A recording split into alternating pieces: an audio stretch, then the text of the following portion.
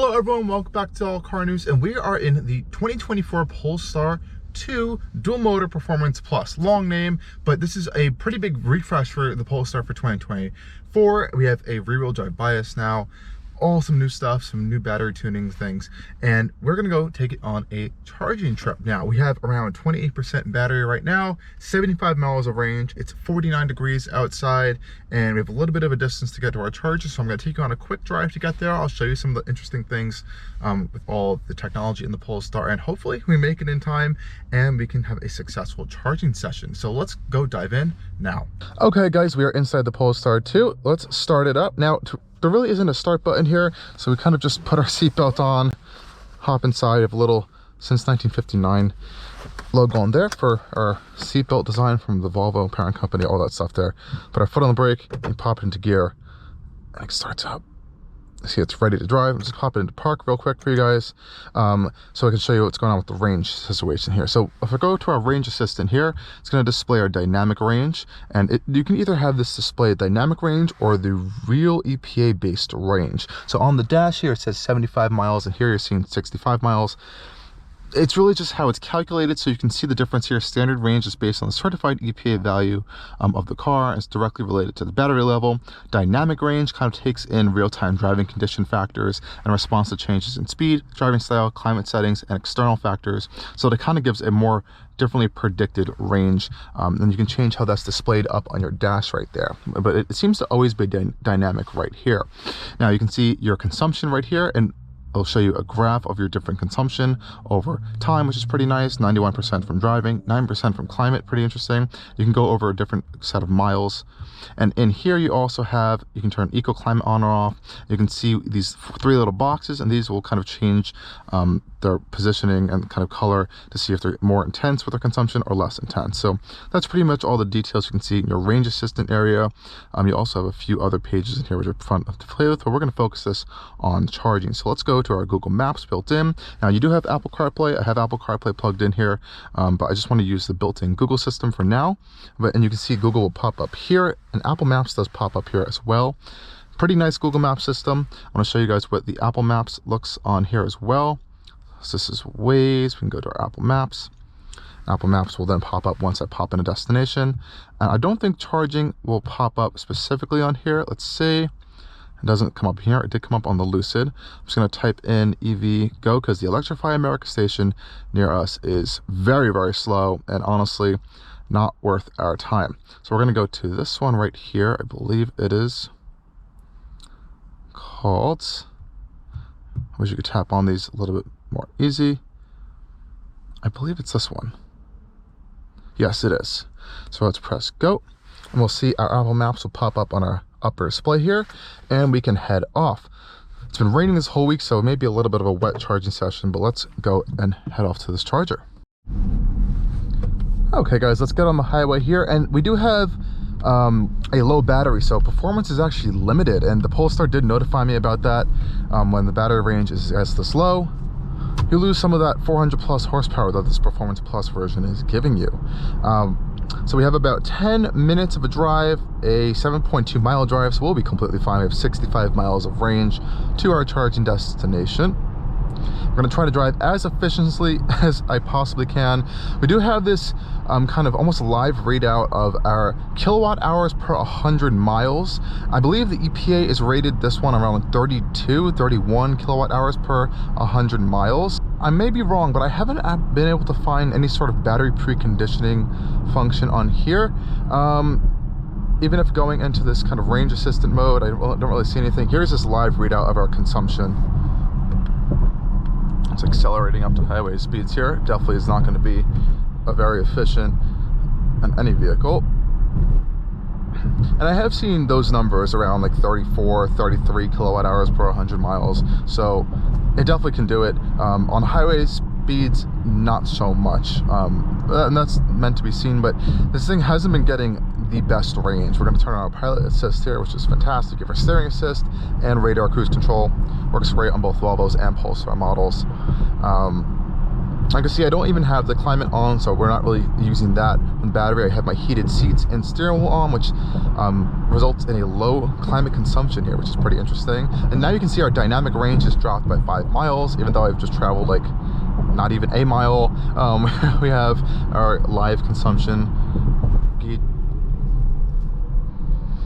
Okay guys, we're just about coming up to our charging station now. Hopefully it will be open and there are no issues. I'm praying for that because I have not been having good charging experiences lately with some new vehicles, and this one's been the only one near me that's been working. I see an ID4 pulling in right now. It looks like there's a Kia Niro over there. You can see those EVgo shops right there over here in Thornwood, New York. All the Electrify America stations within like a 10-mile radius from a 15-mile radius are either broken or have such reduced speeds that they're practically like ridiculously not good to use.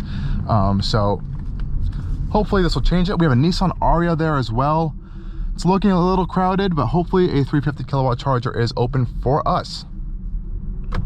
Now the charge port on the Polestar 2 is on the driver's side in the back, just like a traditional kind of gas style port. So we're gonna pull in. May have to reverse into it, may have to move around, do some shuffling. We're gonna find out right now.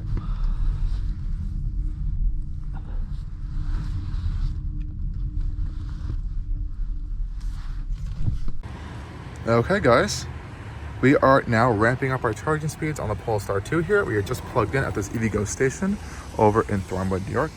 A little bit of a wraparound situation. I kind of got the charging cord over here. You can see it's over on the driver's side over here, but it is plugged in. It's nice and decently well sorted. I think up here there is some kind of like sticking out situations here to kind of stretch these cables out further. Let's go check to see what's happening on inside of the Polestar. It's a pretty packed station too, so we're not going to get maximum power out of this, but definitely want to see what's going on here. So we can see that we have pulling 230 amps, 94 kilowatts, 404 volts. So doing good with the battery voltage. I like to see that matched the voltage of the charger and the car. Charging completes at 159. I have it set to 80%. So that would take, what time is it now? It is 1:39. So that's actually pretty impressive. So it's 1:39 now. 1:59 says charging is going to complete, and we're not even pulling the most power that we can out of this station. There is a vehicle next to us, and there is a lot of other vehicles at this charger in general. Let's just take a quick look. I don't want to just show anyone's faces on camera. I have an ID4, a Ariya, and this Niro EV along with the Polestar 2. So I will update you guys on what's happening here. Just a quick little check again to see what's happening on this screen inside here. Like I said, we have 60 miles of range right now. Charging info 95 kilowatts, and all is good so far. I'll update you if there are any weird changes or anything happens here. And let's charge.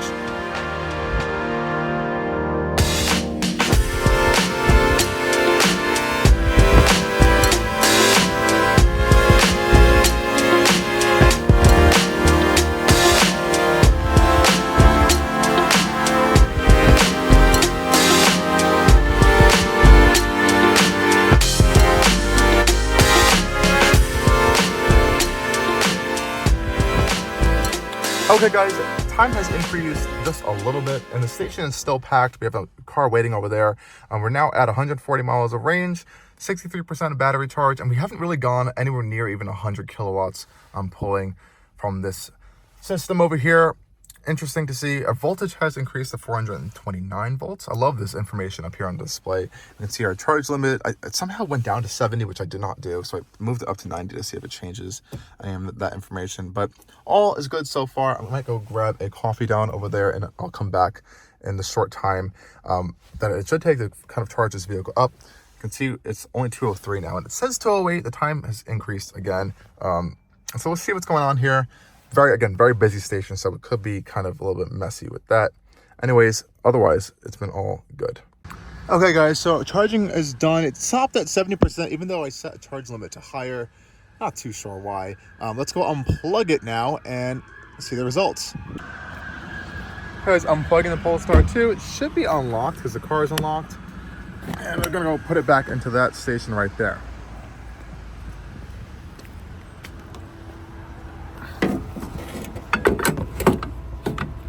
Awesome. And we should be all set now. We can pop our little fast charger plug right there.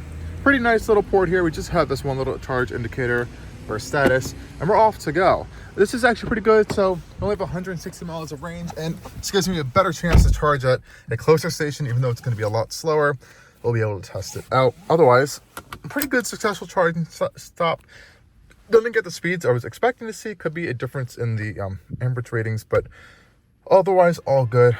It didn't take too long. And let's go head off.